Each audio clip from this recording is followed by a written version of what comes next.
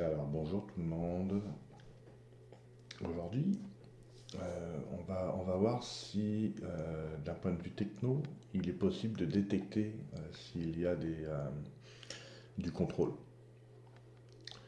Par exemple, ici, on est en présence d'un site web que j'ai monté rapidement, donc un serveur Apache avec du PHP, un truc assez standard. Euh, et puis le but, c'est de voir est-ce que par exemple j'ai du IPS, du IDS, ce genre de choses-là. Est-ce que j'ai du contrôle au périmètre? Est-ce que j'ai du contrôle devant cette charge? Bah, on va utiliser une map. Marche bien une map. Donc on va demander à Nmap d'aller voir sur le port 80 qu'est-ce qui se passe, et puis surtout d'aller consommer un script que la solution propose. Et dans ce script-là, il y en a beaucoup, mais celui-ci en particulier permet de faire de la détection. Euh, donc on lui indique le nom du script en question, et ensuite on va aller mettre l'URL du site web qu'on veut analyser. Bon, bah là, concrètement, le port 80 est ouvert, mais il ne semble pas y avoir de contrôle comme IPS, IDS ou un WAF par exemple, sur devant cette charge-là. Bon, on va aller remédier à ça, voir si c'est fonctionnel. Donc, je me mets sur mon firewall, j'enclenche mon profil en question qui va protéger ma charge, et j'applique.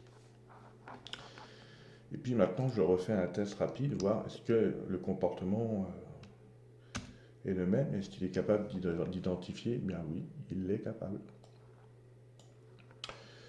Donc là, on a effectivement le port 80 qui est toujours ouvert et accessible tel qu'on peut le voir sur ici. Et en plus, on a un retour au niveau du script HTTP WAF Detect qui dit qu'effectivement, lui, il voit maintenant un IDS, un APS ou un WAF.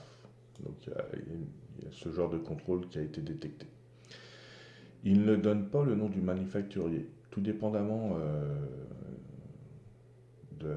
justement du manufacturier qui protège la charge. Parfois, on va avoir, si c'est du Cloudflare, on risquerait d'avoir du Cloudflare, ça va être clairement identifié. Là, on n'a pas cette information-là.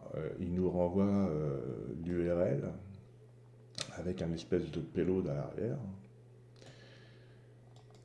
Ben, il y a simplement à faire un copier, à coller et à ouvrir. Et puis ben là, on s'aperçoit maintenant qu'effectivement, il a bien détecté la présence d'un WAF, puis que le transfert a été bloqué. Donc peut-être pour ça qu'il me donne pas le nom exact du manufacturier. Et puis il associe ce blocage-là à un event ID qu'on va retrouver dans les journaux du FortiGate. Dans la fonctionnalité Web Application Firewall, on va avoir la journalisation et on aura cet event ID là qui sera associé à un type ici de type signature. Et puis je pense que normalement ça devrait être des attaques connues ou des comportements connus, ce genre de choses-là. Donc concrètement, est-ce que lorsqu'on met en place des contrôles au périmètre ou devant des charges applicatives, est-ce qu'il est possible de les détecter facilement? La réponse est bien évidemment oui. Donc, ça, c'est une des étapes pour cartographier un réseau corporatif. Et puis après, on peut, à partir de là, continuer si on est vraiment vilain.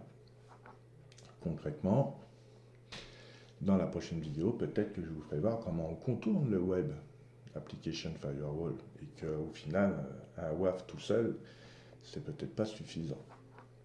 Voilà. Donc c'était la vidéo du jour. Je vous souhaite une bonne fin de semaine.